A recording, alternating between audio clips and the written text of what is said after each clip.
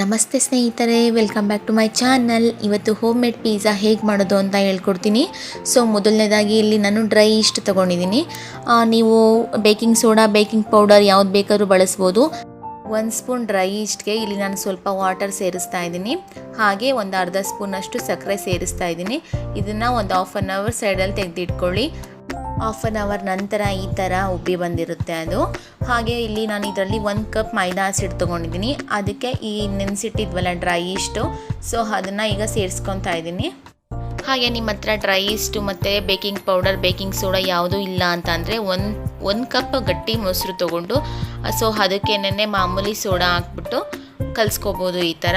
ಆದರೆ baking powder ಮತ್ತು East ಹಾಕೋದ್ರಿಂದ ತುಂಬಾ ಸಾಫ್ಟಾಗಿ ಬರುತ್ತೆ ಪಿಜ್ಜಾ ಬೇಸು. ಸೊ ಇದನ್ನೆಲ್ಲ ಹಾಕಿ ಚೆನ್ನಾಗಿ ಕಲಿಸ್ಕೊತಾ ಇದ್ದೀನಿ. ಇದನ್ನು ತುಂಬ ತೆಳ್ಳನೆ ಕಲಿಸ್ಕೋಬೇಕು, ಗಟ್ಟಿ ಕಲಿಸ್ಕೋಬಾರ್ದು. ಯಾವುದೇ ಥರ ಬನ್ಸ್ ಆಗಲಿ, ಪಿಜ್ಜಾ ಬೇಸ್ ಆಗಲಿ ಈ ಥರ ಮಾಡ್ಕೊತೀವಿ ಅಂದರೆ ಸ್ವಲ್ಪ ಸಾಫ್ಟಾಗಿ, ತುಂಬ ಸಾಫ್ಟಾಗೆ ಕಲಿಸ್ಕೋಬೇಕು. ಇದನ್ನು ನಾನಿಲ್ಲಿ ಒಂದು 10 ಮಿನಿಟ್ಸ್ ನೆನೆಯೋದಕ್ಕೆ ಬಿಡ್ತೀನಿ. ಸೊ ಇದು ಚೆನ್ನಾಗಿ ನೆನೆಯೋ ಅಷ್ಟರಲ್ಲಿ ನಾನಿಲ್ಲಿ ಪಿಜ್ಜಾ ಸಾಸ್ ರೆಡಿ ಮಾಡ್ಕೊತೀನಿ. ಒಂದು ಬಾಣಲೆಗೆ ಸ್ವಲ್ಪ ಎಣ್ಣೆ ಹಾಕ್ಕೊತಾ ಇದ್ದೀನಿ.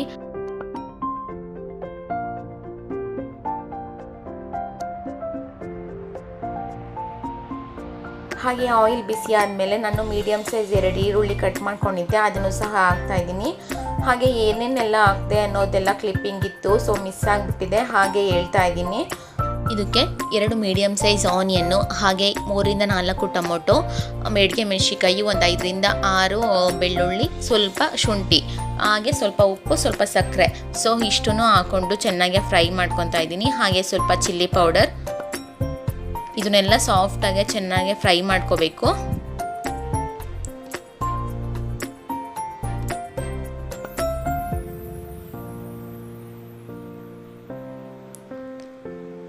ಹಾಗೆ ಇದು ಇನ್ನೂ ಸಾಫ್ಟಾಗಿ ಆಗೋದಕ್ಕೆ ಸ್ವಲ್ಪ ಜಾಸ್ತಿ ಬೇಡ, ಸ್ವಲ್ಪ ಮಾತ್ರ ನೀರು ಸೇರಿಸ್ಕೊತಾ ಇದ್ದೀನಿ. ಸೊ ಈ ನೀರು ಫುಲ್ಲು ಡ್ರೈ ಆಗೋವರೆಗೂ ಬೇಯಿಸಿ.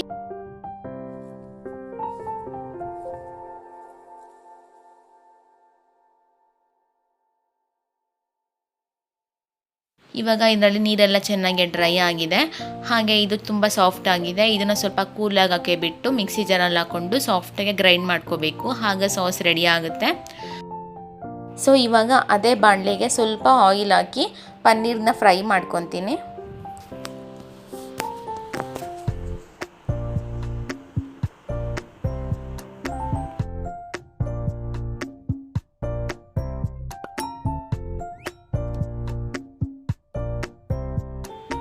ಹಾಗೆ ಇಲ್ಲಿ ಸ್ವಲ್ಪ ಪಿಜ್ಜಾ ಸಾಸ್ಗೆ ಟೊಮೊಟೊ ಕೆಚಪ್ ಹಾಕ್ತಾ ಇದ್ದೀನಿ. ಸೊ ಇದನ್ನು ಕೂಡ ಅದಕ್ಕೆ ಸೇರಿಸ್ಕೊಂಡು ಸಾಫ್ಟಾಗಿ ಗ್ರೈಂಡ್ ಮಾಡ್ಕೋಬೇಕು.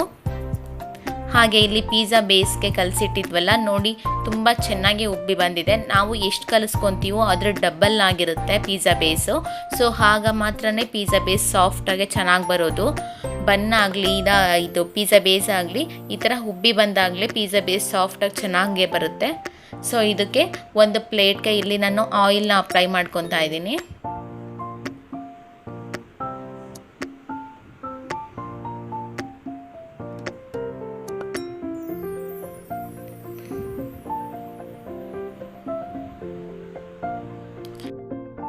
ಹಾಗೆ ಇಲ್ಲಿ ಮೈದಾ ಹಸಿಟ್ಟನ್ನ ಸ್ವಲ್ಪ ಪ್ಲೇಟ್ ಮೇಲೆ ಸ್ಪ್ರೆಡ್ ಮಾಡ್ಕೊತೀನಿ. ಯಾಕಂದರೆ ಪಿಜ್ಜಾ ಬೇಯಿಸ್ಬೇಕಂದ್ರೆ ಇದಕ್ಕೆ ಪ್ಲೇಟ್ಗೆ ಯಾವುದೇ ರೀತಿ ಕಚ್ಚೋದಿಲ್ಲ, ಈಸಿಯಾಗಿ ತೆಗೆಯುವುದು. ಹಾಗಾಗಿ ಈ ಥರ ಮಾಡ್ಕೋಬೇಕು. ಇದನ್ನು ಕೈಯಿಂದ ಸ್ಪ್ರೆಡ್ ಮಾಡೋದಕ್ಕೆ ಹೋಗಬೇಡಿ. ಮೈದಾ ಹಸಿಟ್ಟನ್ನ ಪ್ಲೇಟ್ ಮೇಲೆ ಹಾಕಿ ಕೈಯಲ್ಲಿ ಸ್ವಲ್ಪ ಶೇಕ್ ಮಾಡಿ, ಅದು ಈಸಿಯಾಗಿ ಸ್ಪ್ರೆಡ್ ಆಗುತ್ತೆ. ಹಾಗೆ ಪಿಜ್ಜಾ ಬೇಸು ಸಾಫ್ಟ್ ಆಗಿರೋದ್ರಿಂದ ನೀವು ಕೈಯಲ್ಲೇ ಕೂಡ ಶೇಪ್ ಕೊಡ್ಬೋದು. ಸೊ ನೀವು ಯಾವ ಪ್ಲೇಟ್ ಮೇಲೆ ಪಿಜ್ಜಾ ಮಾಡ್ತೀರೋ ಆ ಪ್ಲೇಟ್ ಮೇಲೇ ಈ ಥರ ಫಸ್ಟ್ ಆಯಿಲ್ ಹಾಕಿ ಅದ್ರ ಮೇಲೆ ಮೈದಾ ಹಸಿಟ್ಟು ಸ್ಪ್ರೆಡ್ ಮಾಡಿ ಅದ್ರ ಮೇಲೇ ಪಿಜ್ಜಾ ಬೇಸ್ನೂ ಸಹ ಈ ಥರ ಶೇಪ್ ಕೊಡಿ. ಹಾಗೆ ಒಂದು ಫೋಕ್ ತೊಗೊಂಡು ಇದನ್ನು ಚೆನ್ನಾಗಿ ಹೋಲ್ಸ್ ಮಾಡ್ಕೊಂಡು ಬನ್ನಿ, ಯಾಕಂದರೆ ತುಂಬ ಚೆನ್ನಾಗಿ ಬೇಯುತ್ತೆ ಅದಕ್ಕೋಸ್ಕರ. ಇವಾಗ ನಾನಿಲ್ಲಿ ಪಿಜ್ಜಾ ಸಾಸ್ನ ಚೆನ್ನಾಗಿ ಸ್ಮೂತಾಗಿ ಗ್ರೈಂಡ್ ಮಾಡ್ಕೊಂಡಿದ್ದೆ. ಇವಾಗ ಅದನ್ನು ಅಪ್ಲೈ ಮಾಡ್ತಾಯಿದ್ದೀನಿ. ಈ ಸಾಸಿಂದನೇ ತುಂಬಾ ಟೇಸ್ಟಿಯಾಗಿ ಬರುತ್ತೆ ಪಿಜ್ಜಾ. ಇವಾಗ ನಾನಿಲ್ಲಿ ಸ್ಲೈಸ್ ಚೀಸ್ನ ಬಳಸ್ತಾ ಇದ್ದೀನಿ. ನೀವು ಬೇಕಾದರೆ ಬೇರೆ ಚೀಸ್ನ ಬಳಸ್ಕೋಬೋದು. ಚೀಸ್ ಇಲ್ಲ ಅಂದರೆ ವೈಟ್ ಸಾಸ್ನ ಮನೆಯಲ್ಲೇ ಸಹ ಮಾಡ್ಕೋಬೋದು. 1 ಸ್ಪೂನು ಮೈದಾ ಹಸಿಟ್ಟನ್ನ ಬೆಣ್ಣೆ ಹಾಕ್ಬಿಟ್ಟು ಅದರಲ್ಲಿ ಸ್ವಲ್ಪ ಫ್ರೈ ಮಾಡ್ಕೋಬೇಕು, ರೋಸ್ಟ್ ಮಾಡಿ. ಆಮೇಲೆ ಸ್ವಲ್ಪ ಹಾಲು ಹಾಕ್ಕೊಂಡು ವೈಟ್ ಸಾಸ್ ಮಾಡ್ಕೋಬೋದು. ಸೊ ಮತ್ತೆ ಯಾವಾಗಾದರೂ ಮಾಡಿದ್ರೆ ಅದನ್ನು ಸಹ ಶೇರ್ ಮಾಡ್ಕೊತೀನಿ. ಹಾಗೆ ಇಲ್ಲಿ ನಿಮಗೆ ಇಷ್ಟ ಆಗಿರೋ ವೆಜಿಟೇಬಲ್ಸ್ಗಳನ್ನ ಇಟ್ಕೊಬಿಡ್ಬೋದು. ನಾನಿಲ್ಲಿ ಕ್ಯಾಪ್ಸಿಕಮ್ ಇಡ್ತಾ ಇದ್ದೀನಿ. ಸೊ ಆನಿಯನ್ನು, ಟೊಮೊಟೊ ಹಾಗೆ ಪನ್ನೀರ್ ಇಟ್ಕೊತಾ ಇದ್ದೀನಿ. ತುಂಬಾ ಟೇಸ್ಟಿಯಾಗಿ ಆಗುತ್ತೆ. ನೀವು ಚಿಕನ್ ಬೇಕಾದರೂ ಇಟ್ಕೋಬೋದು. ಇದರಲ್ಲಿ ಚಿಕನ್ನ ಸ್ವಲ್ಪ ಆಯಿಲಲ್ಲಿ ಫ್ರೈ ಮಾಡಿ ಇಟ್ಕೋಬೇಕು. ಈಗ ನಾನು ಪನ್ನೀರ್ ಫ್ರೈ ಮಾಡಿದ್ದೀನಲ್ಲ, ಅದೇ ಥರ ಚಿಕನ್ನ ಕೂಡ ಆಯಿಲಲ್ಲಿ ಫ್ರೈ ಮಾಡಿ ಬೇಯಿಸಿ ಸಹ ಈ ಥರ ಇಟ್ಕೋಬೋದು. ಹಾಗೆ ಕಾರ್ನು, ನಿಮ್ಗೆ ಯಾವ ವೆಜಿಟೇಬಲ್ಸ್ ಇಷ್ಟ ಆಗುತ್ತೋ ಅದನ್ನೆಲ್ಲ ಬಳಸ್ಕೋಬೋದು.